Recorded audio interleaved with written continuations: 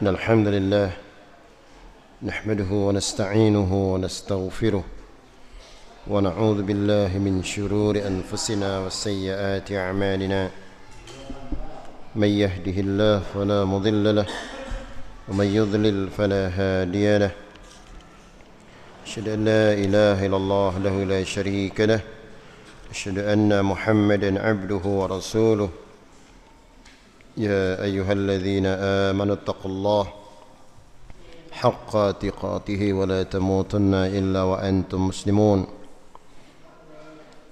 يا أيها الناس اتقوا ربكم الذي خلقكم من نفس واحدة وخلق منها زوجها وبث منهما رجالا كثيرا ونساء واتقوا الله الذي تساءلون به والأرحام إن الله كان عليكم رقيبا يا أيها الذين آمنوا اتقوا الله وقولوا قولا سديدا يصلح لكم أعمالكم ويغفر لكم ذنوبكم ومن يطع الله ورسوله فقد فاز فوزا عظيما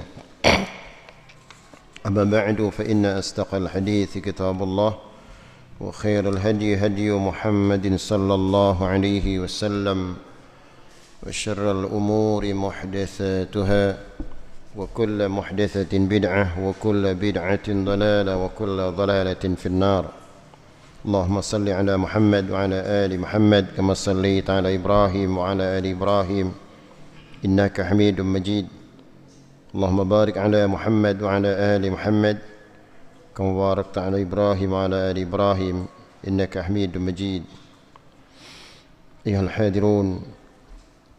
Kajian pada malam ini saya tunda pembahasan Kitabul Adab, adab-adab Rasulullah sallallahu alaihi wasallam.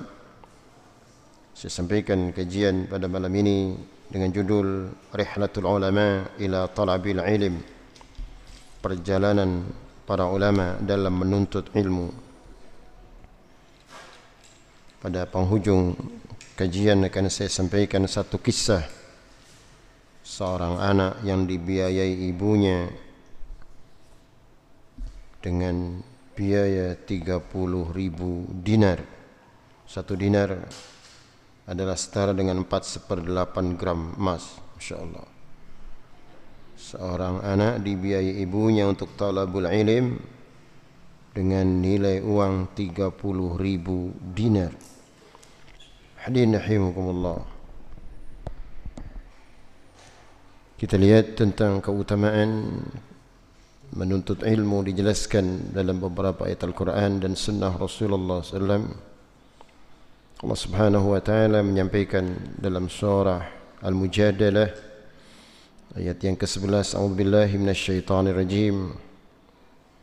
Yarfa'illahu alladhina amanu minkum walladzina utul ilma darajat. Allah Subhanahu wa taala akan mengangkat derajat orang-orang yang beriman di antara kalian dan derajat orang-orang yang berilmu. Dari sini jelas sekali bagi kita tentang utamanya talabul ilm, utamanya menuntut ilmu. Tidak sama orang yang berilmu dengan orang yang bodoh. Qul hal yastawil ladzina ya'lamun wal ladzina la ya'lamun. Itu pernyataan Allah Subhanahu wa taala. Katakan, apakah sama orang yang berilmu dengan orang yang tidak berilmu? La yastawi ashabun nar wa ashabul jannah. Tidak sama penghuni-penghuni surga dengan penghuni-penghuni neraka. Ashabul jannah humul faizun. Penghuni-penghuni surga mereka adalah orang-orang yang mendapatkan keberuntungan. Dari sini jelas sekali bagi kita tentang keutamaan menuntut ilmu, keutamaan talabul ilm. Orang yang menuntut ilmu akan diangkat derajatnya Allah Subhanahu wa taala. Dari derajat keterpurukan menjadi orang-orang yang berbahagia. Berapa banyak fenomena terjadi. Dahulu miskin, enggak punya apa-apa, tapi dengan ilmu akhirnya bisa mendapatkan dan meraih semuanya. Dahulu tidak terkenal, tapi dengan ilmu akhirnya menjadi orang terkenal. Dahulu sengsara, tapi dengan ilmu akan menjadi bahagia karena mempergunakan ilmu dengan sebaik-baiknya. Hadirin rahimakumullah. Jadi itulah tentang keutamaan orang-orang yang menuntut ilmu. Allah Subhanahu wa taala akan angkat derajat dia. Dikisahkan pada zaman dahulu ada seorang yang jadi bahan ejekan dan tertawaan. Jadi ada seorang anak yang selalu diejek orang lain karena dia memiliki cacat di lehernya. Jadi anak ini memiliki cacat di lehernya. Jadi ejekan dan tertawaan semua orang ketika itu. Hadirin rahimakumullah. Maka ibunya berkata padanya, "Wahai anakku, belajarlah ilmu. Belajarlah ilmu. Saya akan menjadikan anda sebagai seorang alim. Saya akan menjadikan anda sebagai seorang yang berilmu." Subhanallah. Ibunya yang mengucapkan kalimat itu. Karena betul pernyataan al-madrasatul ula. Al-madrasatul ula, ibu pendidik pertama. Ibu pendidik pertama. Sebelum dididik di bidang formal di sekolah-sekolah, maka ibunya yang mempengaruhinya. Ibunya yang berpengaruh dalam pendidikan ke anaknya. Hadirin rahimakumullah. Maka apa kata ibunya? "Wahai anakku, saya akan sekolahkan anda. Wahai anakku, saya akan didik anda. Jangan khawatir." Maka dengan mengerahkan semua yang dia miliki, dia didik anaknya. Di samping dia didik sendiri, dia masukkan ke lembaga-lembaga formal. Subhanallah. Hadirin rahimakumullah. Dia bernama Abu Abdurrahman Al-Aqas yang terkenal dengan Khatib Al-Baghdadi. Hadirin rahimakumullah. Maka begitu ibunya mendidiknya, sekian puluh tahun menjadi orang besar. Anaknya yang banyak ditertawakan orang karena cacat di lehernya, menjadi bahan ejekan dan pembicaraan orang, akhirnya menjadi orang besar. Karena ilmunya, subhanallah, dia menjadi seorang hakim, menjadi seorang qadi di Makkah Al-Mukarramah. Dia menjadi hakim selama 20 tahun, bukan waktu sebentar. Seorang yang tadinya tidak terkenal, bahkan jadi ketertawaan orang, akhirnya dia menjadi seorang terkenal. Begitu dia menjadi seorang qadi, menjadi hakim selama 20 tahun, apabila dia putuskan satu perkara menghadapi orang, maka semua orang berhadapan dengannya, maka ketakutan semua. Subhanallah. Inilah karena ilmu. Walaupun tadinya diejek orang, dicela orang, ditertawakan orang, tapi ketika memutuskan suatu perkaranya, semua orang ketakutan semua. Inilah karena ilmu. Hadirin rahimakumullah. Jadi pentingnya ilmu. Allah akan angkat derajat seseorang dengan ilmu. Bisa boleh jadi dengan harta, tapi harta enggak selamanya. Tapi dengan ilmu itu akan selamanya. Ilmu akan menyertainya selamanya. Sampai di kuburan pun akan menyertainya. Tapi harta tidak. Orang berilmu akan dijaga oleh ilmunya. Tapi orang berharta akan menjaga hartanya. Orang banyak harta akan menjaga hartanya. Tapi orang berilmu, dia akan dijaga oleh ilmunya. Dia mau melakukan sesuatu apapun, maka ilmunya akan menjaganya. Dia faham benar mana yang halal, mana yang haram, mana perintah, mana larangan. Maka ketika dia melakukan sesuatu yang dilarang Allah Subhanahu wa taala, ilmunya yang akan mempengaruhi dirinya. Sampai akhirnya dia tidak berani melakukan itu karena ilmu. Tapi orang yang berharta, hadirin rahimakumullah, maka dia akan menjaga hartanya. Coba lihat berapa banyak orang-orang kaya, dia pasti akan seperti itu. Khawatir hartanya hilang, khawatir. Tapi kalau orang berilmu, maka ilmu akan menjaga dirinya. Dia akan mendapatkan nur, ketenangan dalam hatinya. Karena ilmunya akan menjaga diri. Ini kelebihan orang-orang yang berilmu, dijelaskan para ulama. Karena merujuk dari beberapa dalil dari Quran dan sunnah Rasulullah SAW. Bahkan Rasulullah SAW diperintahkan Allah Subhanahu wa taala untuk meminta tambahan ilmu. Dalam Quran disebutkan Allah menyampaikan waqul, sampaikan Muhammad, Rabbi zidni ilma. Waqul Rabbi zidni ilma. Waqul Rabbi zidni ilma. Rabbi zidni, Rabbi Tuhanku, zidni tambahkan aku ilmu. Jadi meminta kepada Allah Subhanahu wa taala tambahan ilmu. Hadirin rahimakumullah. Inilah kelebihan-kelebihan orang yang berilmu disampaikan Allah Subhanahu wa taala. Bahkan Allah Subhanahu wa taala akan menjadi saksi bagi orang-orang yang berilmu. Allah Subhanahu wa taala akan menjadi saksi baginya. Syahidallahu annahu la ilaha illahu wal malaikah wa ulul ilmi qa'iman bil qist. Wa ulul ilmi qa'iman bil qist. Dan orang-orang yang diberikan ilmu. Hadirin Allah. Sedemikian keutamaan orang-orang yang berilmu. Jangan sayangi untuk belajar ilmu. Sayangi harta, sayangi waktu. Berapa banyak waktu-waktu yang terbuang, hadirin rahimakumullah. Duduk di majelis ilmu sangat sibuk baginya. Tapi kalau duduk di layar televisi enggak pernah sibuk. Pegang HP berjam-jam enggak pernah sibuk. Duduk di masjid dari maghrib sampai isya sibuk. Ya kan? Alasannya cukup di HP aja, lihat. Beda orang yang datang ke masjid dengan orang yang duduk di rumahnya di HP. Saya bisa mendengarkan kajian di rumah, datang ke masjid, langkah kakinya mengangkat derajat dan menghapuskan dosa. Duduk di rumah, kakinya nggak ngelangkah kemana-mana, kakinya diam aja kan. Duduk di masjid, jalannya saja sudah mengangkat derajat dan menghapuskan dosa. Itu berjalannya, belum duduk di masjid. Duduk di masjid didoakan 3 oleh malaikat. Malaikat mendoakan 3. Allah maghfirlah, ya Allah ampuni dia. Allah yarhamuh, Allahumma arhamhu, ya Allah sayangi dia. Allahumma tub alaih, ya Allah terima tobat dia. Masya Allah, subhanallah. Duduk di rumah nggak didoain malaikat. Iya kan? Duduk di rumah malaikat mendoain, nggak mendoain. Tapi duduk di masjid, subhanallah, didoain malaikat. Malaikat adalah hamba-hamba Allah yang mulia. Ibadum mukramun la ya'sunallaha ma amaruhum wa yaf'aluna ma yu'marun. Syukuri nikmat Allah yang besar. Masa berat sekali kaki kita melangkahkan kaki kita ke masjid, ke mushola, ke tajuk. Kenikmatan Allah sungguh besar. Tidak mustahil Allah Subhanahu wa taala akan cabut lagi nikmatan Allah. Nikmat harta, nikmat sehat. Coba tengok orang-orang miskin di sekitar kita. Coba tengok orang-orang yang bermasalah tubuhnya, bermasalah jantungnya, paru-parunya, ginjalnya. Tengok coba mereka yang sakit, yang kena cuci darah, yang kena getah bening, masya Allah, yang harus bolak-balik rumah sakit. Syukuri nikmat ini dengan ketaatan. Salah satu bentuk ketaatan datang ke masjid, datang ke musola, datang sholat berjamaah. Berat sholat jamaah, 5 waktu sholatnya di rumah aja. Rasulullah SAW tidak memberikan keringanan kepada orang buta. Apakah harus buta dulu? Ketika orang buta datang ke rumah Nabi meminta rukhsah, dispensasi keringanan untuk sholat di rumah, Rasulullah bertanya, hal tasma'un nida? Apakah anda mendengarkan suara adzan? Qala na'am, saya dengar ya Rasulullah, akan tetapi saya tidak memiliki penuntun yang menuntun saya ke masjid. Masya Allah.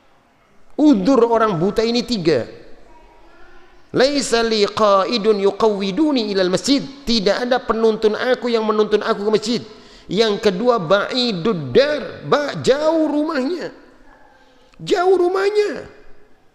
Dari masjid sampai rumah dia jauh, sampai rumah orang buta ini. Yang ketiga apa? Banyak binatang-binatang buas. Masya Allah. Tapi Rasulullah SAW tidak memberikan keringanan sama sekali. Rasulullah hanya bertanya, apakah anda dengar adzan? Dengar, wajib anda memenuhi adzan.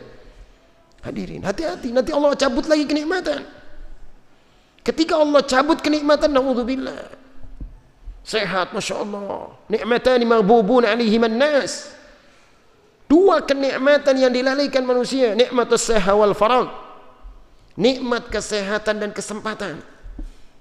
Apa syughul semua, maisha semua, sibuk dagang, kerja semua, maghrib, waktu-waktu terbenam matahari masih cari fulus.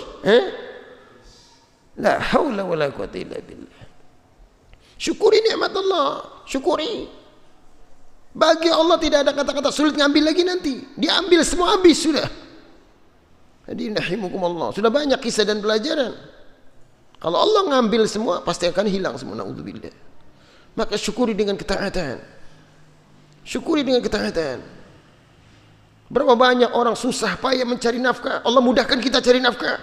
Subhanallah. Banting tulang, kerja keras pagi, sore, siang, malam, dapatnya segitu-gitu saja. Rumahnya hampir roboh. Allah Subhanahu wa taala berikan rizki melimpah ruah pada kita. Kapan mensyukuri nikmat Allah? Nunggu kematian datang kepada kita? Hadirin rahimakumullah. Jadi kesempatan ada datang. Talabul ilm, tuntut ilmu. Maghrib sampai isya setengah jam berat, duduk di layar televisi berjam-jam sampai jam 12 malam. Naudzubillah. Lihat film, lihat sinetron, lihat apa lagi? Alasannya berita apa tiap hari? Berita cuma gitu-gitu aja. Hadirin, masih ada kesempatan untuk ibadah kepada Allah. Jangan lalaikan kesempatan ini. Wa ma khalaqtul jinna wal insa illa liya'budun. Tidaklah aku ciptakan jin dan manusia kecuali untuk beribadah. Alasannya saya juga ibadah di rumah, tapi di masjid itu tidak ada rukhsah. Untuk tidak berangkat ke masjid tidak ada rukhsah, harus ke masjid, harus berangkat ke musola, harus berangkat ke tahajud. Karena ini perintah Rasulullah SAW. Coba lihat, orang buta nggak diberikan keringanan, apalagi masih bisa melihat, masih kuat berjalan. Coba tengok orang-orang yang bermasalah, Masya Allah, stroke, diabetes, rindu mereka pada masjid. Saya dulu pernah ada orang kecelakaan sampai lumpuh dia dulu sebelum dia kecelakaan rajin di masjid. Begitu lumpuh, Allahumma ghfirlah, Allah yarhamuh. Apa yang terjadi? Dia neteskan air mata kalau ada orang ke masjid, neteskan air mata, nangis, rindu dia pada main ke masjid. Ini yang sehat, yang seger bugar, yang rumah-rumahnya dekat dengan masjid. Wal iyadzubillah. Sekali lagi, waktu untuk berangkat ke masjid nggak ada 1 jam sehari semalam. Apa ada 1 jam? 5 waktu, duhur, asar, maghrib, isya, apa 1 jam ada?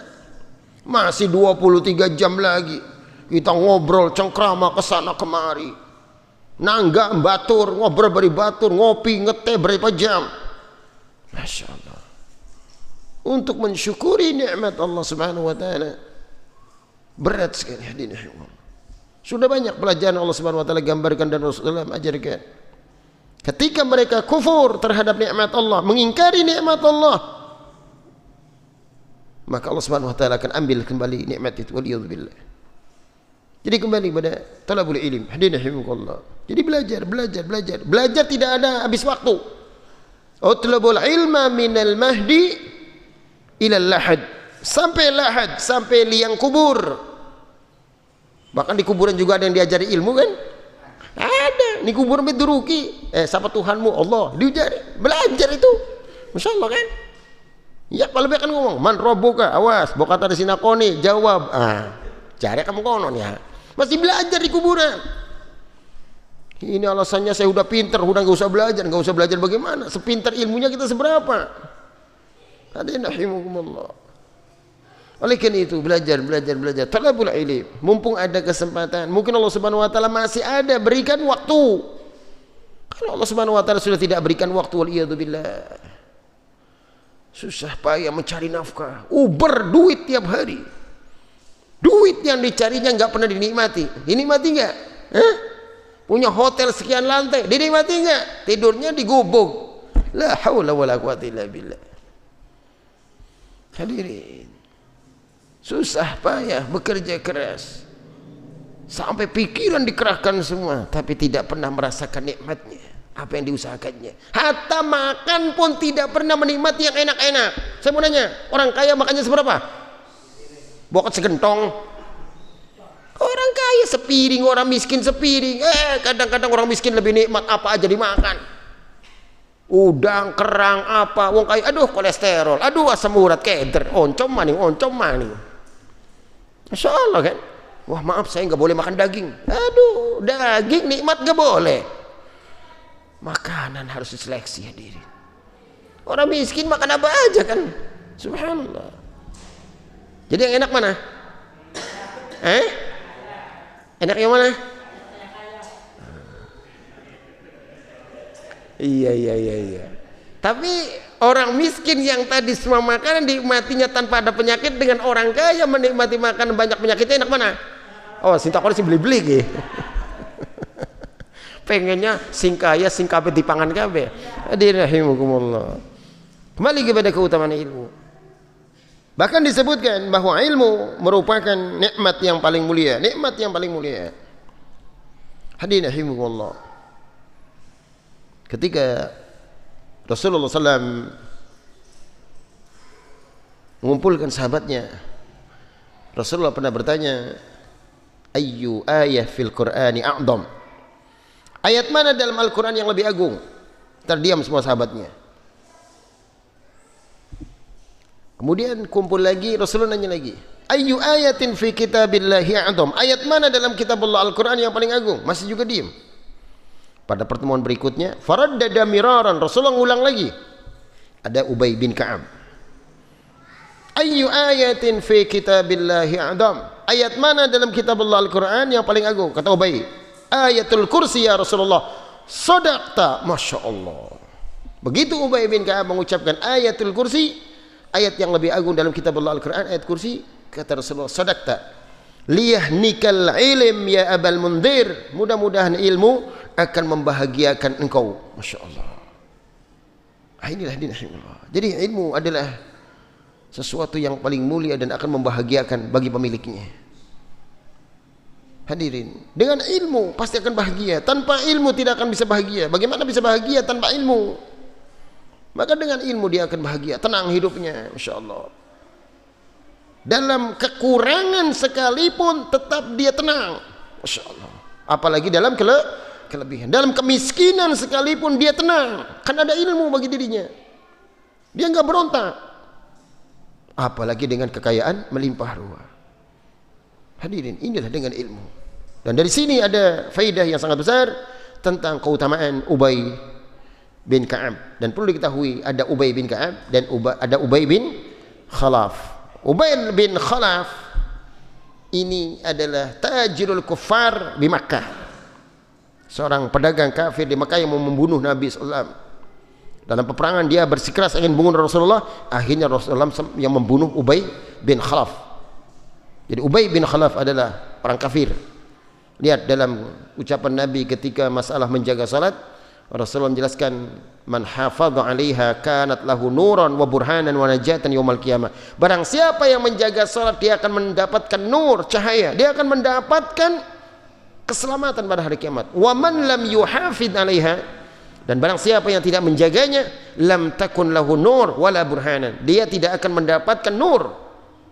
Dia tidak akan mendapatkan keselamatan. Wa kana yaumul qiyamah ma'a Fir'aun wa Haman wa Qarun wa Ubay bin Khalaf.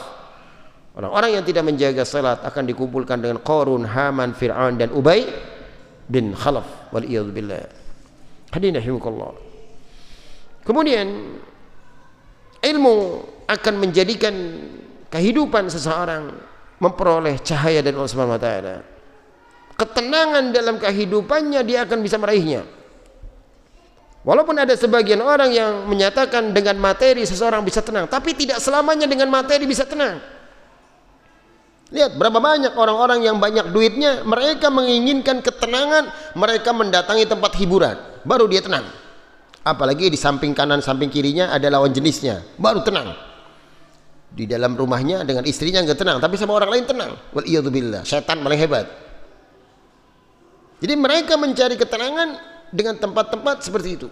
Dengan memakan, meminum sesuatu yang diharamkan Allah Subhanahu wa taala, kata mereka bisa tenang. Ini ketenangan sesaat. Beda dengan orang berilmu, dia akan tenang. Allah akan berikan nur. Allah Subhanahu wa taala akan berikan ketenangan. Imam Syafi'i pernah mengadukan kepada Imam Al-Waqi tentang buruk hafalannya. Syakautu ila Waqi su'u hifdi. Aku pernah mengadukan kepada Imam Waqi tentang buruk hafalanku. Fa arsyadani ila tarkil ma'asi. Maka Imam Waqi memberikan petunjuk kepada Imam Syafi'i untuk meninggalkan kemaksiatan. Wa qala i'lam bi annal ilma nurun wa nurallah la yu'tahu 'asi. Ketahuilah sesungguhnya ilmu itu adalah cahaya, dan cahaya Allah tidak datang dengan kemaksiatan. Tidak akan datang dengan kemaksiatan. Jadi ilmu adalah cahaya bagi dirinya. Ayyuhal hadirin rahimakumullah. Oleh karena itu, cari ilmu setinggi-tingginya. Belajar ilmu apapun, apalagi ilmu-ilmu agama, ilmu-ilmu syariah. Jangan sampai mengutamakan ilmu-ilmu yang di luar daripada ilmu syariah. Orang bersemangat untuk mensekolahkan anaknya pendidikan-pendidikan formal, pendidikan-pendidikan yang banyak ilmu umumnya, sementara mengkesampingkan ilmu agama. Waliyadzubillah. Ya'lamuna zahiran minal hayatid dunya wa hum anil akhirati hum ghafilun. Mereka mengilmui tentang kehidupan dunia, akan tetapi mereka lalai untuk kehidupan akhirat, kehidupan yang kekal abadi. Makanya kedua-duanya harus diraih. Ilmu dunia pun juga ilmu akhirat. Ilmu dunia dan juga ilmu din. Karena ilmu din ini akan menuntun dirinya. Menuntun dirinya dalam semua aktivitas. Apapun dia. Baik dia menjadi seorang dokter, baik dia menjadi seorang kontraktor, baik dia menjadi seorang apapun, maka ilmu agama ini akan menuntun dirinya. Sesuatu yang diharamkan Allah Subhanahu wa taala, maka jelas dia akan menjauhinya. Nah, inilah dengan ilmu. Hadirin rahimakumullah. Orang-orang yang faqih dalam agama merupakan tanda kebaikan. Bukankah Rasulullah menjelaskan, man yuridillahu bihi khairan yufaqihu fid din, yufaqihu fid din. Barang siapa yang dikehendaki Allah Subhanahu wa taala kebaikan, maka dia akan dijadikan faqih, faham dalam perihal agama. Ayyuhal hadirin rahimakumullah. Bahkan orang yang berilmu adalah sangat mulia dan lebih utama daripada seorang ahli ibadah yang jahil. Seorang ahli ibadah yang jahil ini tidak ada apa-apanya dengan seorang yang berilmu. Lihat bagaimana berapa banyak penjelasan Allah Subhanahu wa taala dan Rasulnya tentang utamanya orang-orang yang berilmu. Wa fadlul ilm, dan keutamaan ilmu bagaikan keutamaan bulan di atas bintang-bintang. Subhanallah. Satu bulan bisa menyinari semuanya. Itulah orang-orang yang berilmu. Bahkan ilmu adalah termasuk warisan para nabi. Innal anbiya lam yuwarrithu dinaran wala dirhaman, innama warrathul ilm. Sesungguhnya para nabi, mereka tidak mewariskan dinar dan dirham. Mereka semuanya mewariskan ilmu. Hadirin rahimakumullah. Kemudian penuntut ilmu adalah bagikan orang yang berjihad di jalan Allah Subhanallah. Jadi jangan khawatir dengan anak-anaknya dididik dalam jangka waktu yang lama di tempat yang sangat jauh. Bagaikan dia sebagai seorang mujahid. Sebagaimana ucapan Nabi SAW, man dakhala masjidana hadha liyata'allama khairan al yu'allimah kana kal mujahid fi sabilillah. Barang siapa memasuki masjid kami ini untuk mencari ilmu, untuk belajar ilmu atau mengajarkan ilmu, kal mujahid fi sabilillah, bagaikan dia seorang mujahid di jalan Allah. Wa man dakhalahu li ghairi dzalik, barang siapa yang memasukinya bukan karena tujuan itu, kan nadzir ila mata' ghairi, bagikan seorang yang melihat permata-permata dan berlian. Nah, jadi orang yang berilmu beda, masyaallah. Ini pahalanya lebih daripada orang yang berjihad di jalan Allah. Ayyuhal hadirin rahimakumullah. Sebagaimana tadi saya katakan bahwa di penghujung ceramah ini ada satu kisah yang sangat menarik. Seorang ibu membiayai anaknya untuk belajar ilmu dengan 30.000 dinar. Masya Allah. Satu dinar dijelaskan dalam kitab Al-Wajiz 4/8 gram emas. Nanti pulang ke rumah dihitung 30.000 dinar kali 4/8 gram emas, berapa ratus juta dia yang membiayai anaknya untuk belajar ilmu. Seorang ibu ini memiliki seorang suami karena ada perintah untuk berjihad. Berangkatlah suami dalam waktu yang sangat lama sekali. Suami meninggalkan harta buat istrinya dengan uang 30.000 dinar. Begitu dia berangkat dalam berperang dalam waktu yang lama, kurang lebih hampir 27 tahun. Hadirin rahimakumullah. Subhanallah. Maka dalam waktu 27 tahun itu, maka dia tidak pernah pulang terkecuali dalam medan pertempuran. Dan waktu 27 tahun itu dia habiskan untuk berperang. Subhanallah. Allah Subhanahu wa taala berikan keselamatan pada dirinya. Dia ini bernama Abu Abdurrahman. Abu Abdurrahman. Dan seorang istrinya ketika ditinggalkan oleh seorang suaminya, maka ketika itu dia sedang mengandung anaknya. Jadi anaknya belum melihat wajahnya kayak apa orang tuanya. Wajah ayahnya belum dia tahu. Karena ayahnya berangkat untuk berperang. Hadirin rahimakumullah. Dalam waktu yang sangat lama ini, maka waktu 27 tahun pulanglah ayahnya. Karena usai peperangan, maka dia memacu kudanya dengan cepat membawa persenjataan lengkap perang semuanya, termasuk tombak dia bawa. Apa yang terjadi? Karena dia masih mengingat rumah yang dia tinggalkan dulu, maka dia mencari rumahnya dan ternyata dia ingat benar tentang rumahnya. Hadirin, begitu dia mantap dengan rumah yang dia tinggalkan selama 27 tahun, waktu yang lama, maka langsung dia masuk ke rumahnya ini. Karena rumah itu sangat lebar, mungkin luas. Dia masuk, maka dia tidak tahu bahwa di dalam rumah itu ada seorang laki-laki. Seorang laki-laki berada di dalam rumah. Begitu dia masuk rumah, maka seorang laki-laki itu berkata, "Ya aduwallah, wahai musuh Allah, berani-beraninya Anda masuk rumah saya." Jadi seorang yang pulang dari perang ini begitu buka pintu langsung ada yang ngomong seperti itu. Maka Abu Abdurrahman yang baru pulang dari perang itu, begitu diucapkan kalimat seperti itu, maka dia juga mengucapkan yang sama. "Anda wahai musuh Allah, Anda yang jadi musuh Allah, kenapa Anda berani-beraninya berada di rumah saya?"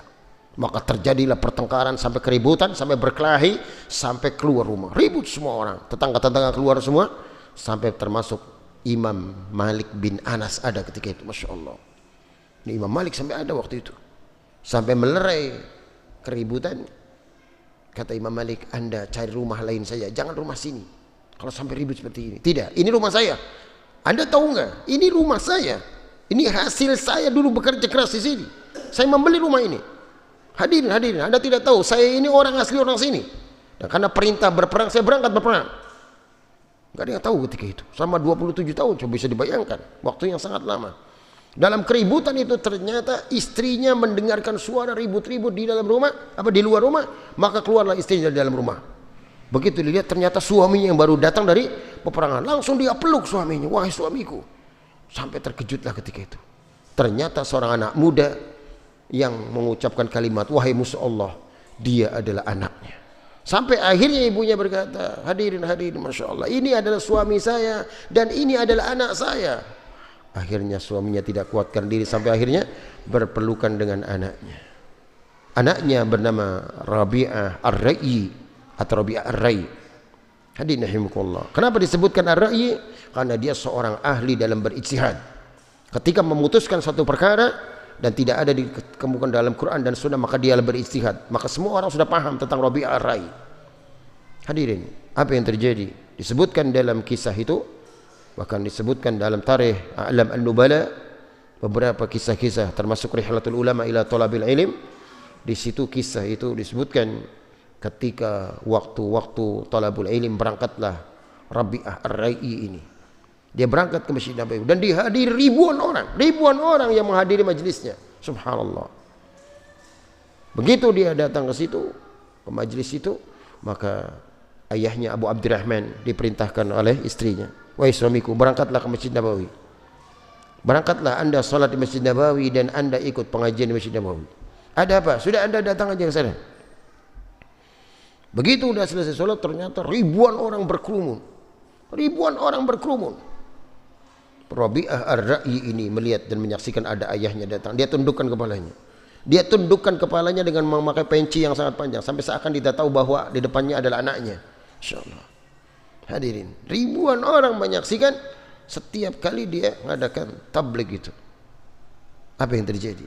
Sampai Rabi'ah Ar-Ra'yi berceramah, maka kemudian Abu Abdurrahman bertanya pada orang-orang di sekitarnya, "Siapa laki-laki yang di depan itu?" Maka semua orang menyatakan, "Ini udah biasa, ini dia seorang alim. Bahkan lihat Imam Malik hadir di sini majlis ini. Dia seorang yang paling alimnya di sini." Dia siapa dia? Dia adalah Rabi'ah Ar-Ra'yi. Kaget. Rabi'ah Ar-Ra'yi. Iya. Di dalam hatinya Abu Abdurrahman, subhanallah, ini anak saya. Subhanallah, anak saya menjadi orang besar. Hadirin rahim. Begitu usai kajian, maka pulanglah ke rumahnya. Kemudian Abu Abdurrahman menanyakan pada istrinya, "Anda ingat dulu waktu saya berangkat berjihad, berperang, saya tinggalkan uang 30.000 dinar, ingat? Kemana uang itu? Sudah saya pendem uang itu, saya kuburkan uang itu, terus saya ambil satu persatu, habis semua. Buat apa? Anda lihat tadi di Masjid Nabawi?" Istrinya udah paham benar. "Anda tadi lihat di Masjid Nabawi, siapa itu?" Akhirnya kata istrinya, Anda menginginkan 30.000 dinar atau menginginkan anak Anda itu besar? Tidak, saya tidak butuh lagi 30.000 dinar. Masya Allah, anak saya sekarang sudah menjadi orang besar. Subhanallah. Itulah dinahimukumullah. Kisah ini disebutkan dalam tarikh A'lamun Nubala. Allah alam benar apa tidak, yang jelas ada dalam kisah itu. Maka dari sini ada pelajaran yang sangat berharga. Jangan sayangi harta untuk talabul ilm. Jangan sayangi harta untuk mendidik anak. Maaf, hartanya banyak, sekolahnya pengennya yang gratis semua. La ilaha illallah. SD gratis, SMP gratis, SMA gratis. Lamun bisa mah kuliah gratis. Iya, lamun bedunya bela apa? Masa punya harta banyak pakai kis, pakai kip, pakai pemaning? La haula wala quwata illa. Ya pakai itu boleh buat orang-orang duafa. Biarkan orang duafa yang menikmati dana itu dari pemerintah. Harta melimpah ruah, mobil punya segala. Maaf yang punya mobil ya sana. Ya artinya maaf ini barangkali ada yang punya mobil ya. Ya artinya tolonglah jangan pakai yang gratis. Masa gratis semua pakainya. La ilaha illallah. Jadi jangan sayangi harta untuk thalabul ilm. Keluarkan hartanya, ikhlaskan untuk mendidik anaknya. Ini diirit-irit gimana hadirin? Dulu zaman dulu ada sekolah namanya Sekolah Rintisan Bertaraf Internasional. Maaf, bukan bertarif ya, bertaraf. RSBI namanya. Waktu komite sekolah mengumpulkan semua orang tua siswa, termasuk saya hadir di situ. Maaf, Bapak Ibu silakan. Kalau mau pakai sekolah yang nggak bayar, sebelah ada 3. SMP ini, SMP ini, SMP ini. Mangga. Tapi kalau pengen bayar di sini, silakan, mau pindah ke sana boleh. Tapi nanti lihat pulang jam berapa. Pulangnya jam 12. Sini pulang jam 4. Kan beda kan? Nah, satu. Yang kedua, kalau ibu punya anak 5, anak 4, anak 3 dikasih makan tempe semua. Nah, itu sekolah gratis. Ya. Nah beda, yang satu pengen kasih daging, yang satu pengen kasih ayam, beda kan? Ya iya, nggak ada gizinya. Tuh, jadi kesimpulannya terserah, mau pengen yang gratis itu nanti kasih tempe aja tiap hari. Jadi kesimpulannya jangan sayangi harta untuk mendidik anak. Ini diirit-irit hartanya, kalau nggak punya harta nggak ada masalah, tapi hartanya banyak pengennya yang gratis gimana? Hadirin oleh karena itu insya Allah dengan mengeluarkan harta dengan ikhlas, mudah-mudahan kita berusaha bersusah payah untuk keluarkannya, Allah Subhanahu wa taala akan jadikan orang-orang besar insya Allah.